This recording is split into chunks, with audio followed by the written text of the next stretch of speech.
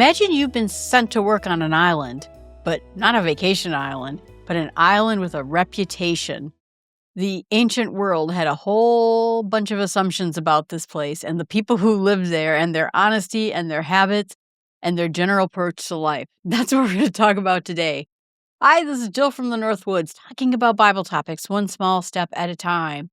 Boy, if you had been left there on your own without your mentor, without any help, without sort of any institutional support, without a job description, just fix what is not working here.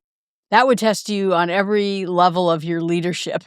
It would put you on a crash course with everyone who is doing the wrong thing against the line of teaching and pulling people apart from the truth. This is the situation Titus was in. Paul's letter to Titus is one of the most practically focused documents in the New Testament. I really dug 2 Timothy, but this is going to be great. We are going to go in and talk about these letters of Titus before we start diving into the Bible in small steps and getting to the first chapter of it. What is the idea? Who wrote this? Who was Titus? Where's Crete? Why does even it all matter? And why is Paul writing to Titus in order for this situation? So we'll start at the beginning. So this letter to Titus belongs in a group of 3 letters that scholars have traditionally called the pastoral epistles. And those epistles are basically formal words of letter, the structure. So it's 1 Timothy, 2 Timothy, and Titus. Those are the 3 books. And we already walked through 1 and 2 Timothy, so you kind of have a sense of what this genre is. But the idea is that these letters are to address not a whole congregation like we saw with Romans or Galatians, but to individual leaders. In the case of Timothy, it was to Timothy, Paul's son of faith, his protege, and Titus, who is another fellow we've heard mentioned in the Bible before. But these are instructions about how to shepherd a church that are, and in these cases, that their churches were in particular situations. Timothy was in Ephesus, and Ephesus had the Artemis cult. It had very angry people. It was a church that was a handful. And Titus is in a different situation almost entirely. But essentially, the idea is that these practical instructions are grounded in theological reasons. So Paul is not just going to tell Timothy or Titus what to do. He's going to tell him why this matters, and the why always tracks back to the gospel. So first of all, Paul identifies himself as the author of this book, and Paul, a servant of God, an apostle of Jesus Christ. You understand that, of course, and we have no real compelling reason to question this. The idea is consistent with Paul's other letters. We believe it was written at a similar time in the mid-60s as 1 Timothy, and it makes sense that this would be a letter of Paul. He has pastoral concerns that are consistent about what we know about his ministry, and the early church itself was in significant dispute with each other. So, makes sense that this was written by Paul. Titus doesn't appear in the book of Acts at all, which is interesting given how important he clearly was to Paul, but he shows up repeatedly in Paul's other letters. And so we saw some other references to him. Paul trusted Silas with many difficult assignments. Our first mention was in Galatians. Paul travels from Jerusalem with Barnabas and brings Titus along, who's a Gentile, who's uncircumcised. And the question was pressed about whether Gentiles needed to be circumcised in order to be full members of the church of God. And Titus' presence was a statement, no, they don't. They don't have to be circumcised. That there was no salvation or godly reason. If they wanted to, they could be. They don't have to. But Timothy, on the other hand, was circumcised, but that is because that he was going to be speaking to synagogues. Timothy was half Jewish. His mother was Jewish. That makes him Jewish. And so Timothy got circumcised so that he would be able to better talk to the Jews without having that be a stumbling block. But Titus, a Gentile, there was just no reason for it at all. Later in 2 Corinthians, Titus appears several times as Paul's ambassador to troubling Corinthian churches, a congregation that required a lot of patience and difficult pastoral work. And Paul describes Titus as bringing him news of the Corinthians' repentance and then sending Titus back to help organize their participation for the collection for Jerusalem because Jerusalem was in a famine. So these are not easy assignments. They are high stakes and they're difficult. Paul sent Titus because he knew Titus could handle the job. And then now we have this letter that bears Titus's name. Titus is in Crete, and Paul left him there to do kind of foundational work that requires both courage and patience. He was not a famous name in church history the way like Peter and Paul, certainly are, John, that kind of thing. But he was the kind of person that the early church was able to succeed because of his help. They functioned because of this very capable, reliable, steady co-worker of Paul. He showed up and he did the hard things.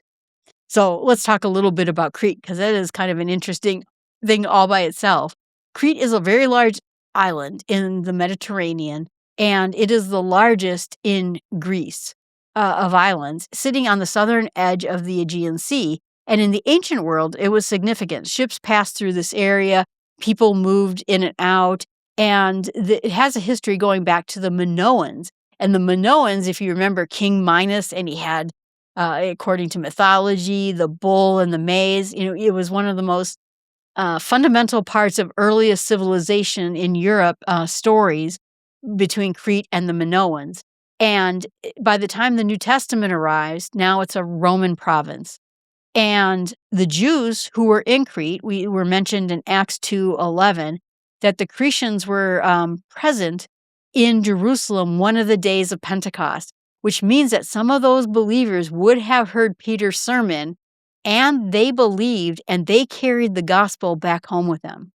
That's likely how Christianity first arrived to the island, not through a formal missionary campaign, but through ordinary people who heard a message and brought home this extraordinary news. But Crete had a really bad reputation as an island that was well beyond their geography. The island was known, and some people said it was unfair, but it was consistently known for this, so maybe it was fair, for moral unreliability, lying, indulgences, instability. And the Greek, in their language, had a word for it that basically means if you acted like a Cretan, it wasn't a compliment. It means that you were a liar or a cheat. And so that's not a great thing. And Paul addresses this directly in chapter 1 of the stories by quoting a Cretan poet who describes his own people in very unflattering terms. The point is that the Cretans weren't terrible people. It's that the cultural environment that this young church was embedded in made certain temptations and false teachings very dangerous for it. The context matters about basically how the gospel is applied, but it sounds like Crete was a very wild place. And like I said, it wasn't that they were uniquely terrible people. We saw all sorts of, like I said, upset people in Ephesus. Each town has had its own set of problems. And so you can see that Crete was not any different than that. The idea that this letter was written to Titus was mostly, like I said, in the mid-60s after Paul's first Roman imprisonment. And it was described at the end of Acts. Before his final imprisonment, which is the backdrop to 2 Timothy, which we just got done with, where Paul knew he was going to be killed. He was put in a pit, chained to a wall. This was the end of Paul. This happened before that. So that was somewhere like around 67 AD for 2 Timothy. This was mid-60s. So it was coming, but it was not yet there yet. This means that Paul was in a period of continual active ministry. He had been released. He was now traveling again. He was able to visit churches that he had established and even maybe establish some new churches.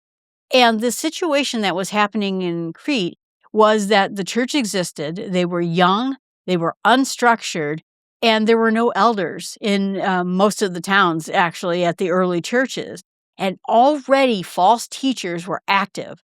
People from outside the region that were Jewish Christians who were trying to mix the gospel up with Jewish tradition, Mosaic law, the laws of Moses. And they were putting new speculations on top of it. So they were even building new things to it. And we saw this at other churches, that there were people that were coming around saying, you have to become Jewish before you can become Christian and be saved. Meaning you get circumcised, you eat kosher foods, you do all the things. And the surrounding culture then also provided a constant current of pulling people away towards dishonesty and self-indulgence. So the church was in chaos just in general. Paul's response to this situation in this letter is that get the right people in leadership, make teaching sound, show what the gospel actually looks like, and show what people who live out the gospel, what a gospel-shaped life actually looks like at every age. Structure, doctrine, visible godliness. Those are going to be kind of the three pillars of this letter. And so the purpose of the letter, like I said, is for Titus, can be Paul wants Titus to establish this church in Crete on a firm foundation. And a simple statement kind of overlaps those three concerns. First, leadership. The church needs qualified elders, not celebrities, not charismatic personalities, people with character that have been shaped by the gospel, who can teach the truth, who can recognize error when they see it. Chapter 1 is almost entirely about that. Then the second one is the false teachers who are already present, already doing damage. Like I said, they were called Judaizers at that case because they were trying to make the Christian church Jewish. Those insisting on Jewish ceremonial requirements as part of salvation. They were the primary threat for this particular church. And Paul's concern is not only that they were wrong, but that they were actively misleading people and destabilizing households.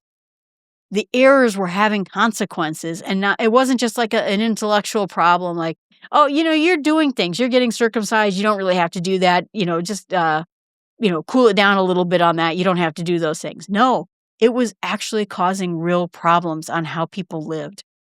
And then the third one is visible godliness.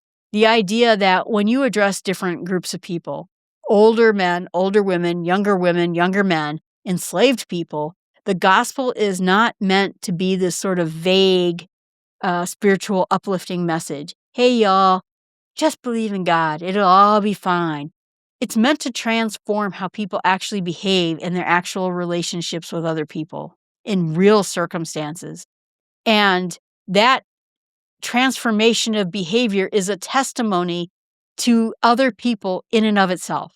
Paul says that believers should live in such a way that the word of God is not reviled and that they adorn it with the doctrines of God. So when you live your life, other people outside the church will look at this and say, man, that church is something else. That church is living in a different way. They're countercultural. We always talk about the 60s and the hippies being countercultural in that particular case. No, the church is countercultural because they are living on opposite sides of the culture. I would say that the hippies in the 60s were actually cultural because they're living the way the culture wants to live. Hollywood is cultural. It lives how it wants to live. Christianity is countercultural because it goes against what the mainstream of cultural messages say. And the interesting phrase of that, adorn the doctrine, always kind of stuck with me a bit. When you adorn something, you adorn like you bespeckle your shirt, you put rhinestones, you look fancy, you put earrings in, you make it more attractive, you make it more pretty. I'm not describing very attractive things. But Paul is saying that your life should be on display as a message of the gospel. The way you treat your wife, the way you work, the way you treat other people, how you speak, it should make the gospel look better. And instead, it can make the gospel look hollow to other people if you're not doing it right. So through, even though that Titus is this very practical letter, it kind of contains two of the most theologically rich passages in any of Paul's letters. And it appears in the second half of the letter, and we're going to take a look at them in bigger depth. But the first one is in Titus 2:11 through 14, where Paul writes that the grace of God has appeared, bringing salvation for all people, training us to renounce ungodliness, the worldly passions, live with self-control, upright, godly lives in the present age. The idea is that grace is active. It's not just forgiveness that was granted, but it's a force that trains us. It shapes our lives. It shapes who we are at work and who we are at home. And it saves us, but it also works in us. And the second idea is in Titus 3:4 through 7, which is the clearest articulation of the idea of justification in all of Paul's letters. He saved us not because of the works that are done by us in righteousness, but according to his own mercy, by washing of regeneration and renewing of the Holy Spirit. Regeneration, that's the idea. New birth, new life, not earned, not achieved, but freely given. That's it. Clear as daylight. And those two passages are the doctrinal engines underneath this whole letter. The reason Titus is appointing this group of godly elders, correcting these false teachers, and calling every age of people inside the church to be transformed in their lives by the grace of God that has appeared, does the transforming work, and saves us all. That is the practical reality of the whole piece of it. The idea is that justification by grace through faith, apart from any works, that's how you transform lives. That you don't do works and acts to earn your salvation, that works and acts flow from your salvation that was already given you. And that's the message of Titus right there in a sentence. So every time I start a new book, like I said, I sort of ask myself the question, why this book? Why at that time? Who was Titus? Who wrote the book? And these answers came pretty quickly in this particular case. We live in a moment that is quite in common with Crete, not because we're uniquely bad people, but every generation has its particular failures because it has its particular combination of moral confusion, distorted teachings, inside the church, outside the church, cultural pressures, other religions, and it is causing problems of self-indulgence, and it's recognizable. Paul's letter is saying these things are real, take them seriously, and then gives a clear response to all of it. The health of the church is always dependent on three things that Paul has outlined: faithfulness, leadership, and sound doctrine, and the lives of the people who are actually living out the gospel, because they live their lives knowing the gospel is actually true. When one of those things slips, the others come under pressure, and when all of them are there together, even in a very difficult place, in a very difficult culture, the church is stable and thriving. And I look forward to walking through this chapter. Like I said, we're going to start this week on the book of Titus. It's very short. It's only 3 chapters long. And it's not thin in theology, though. Appreciate you being out there. Remember, this is Jill from the North Woods. We're walking through the Bible and talking about it one small step at a time. I appreciate you being out there. You can email me at jill@startwithsmallsteps.com. And you can find all my podcasts at jillfromthenorthwoods.com. Thanks for being out there and have a great week.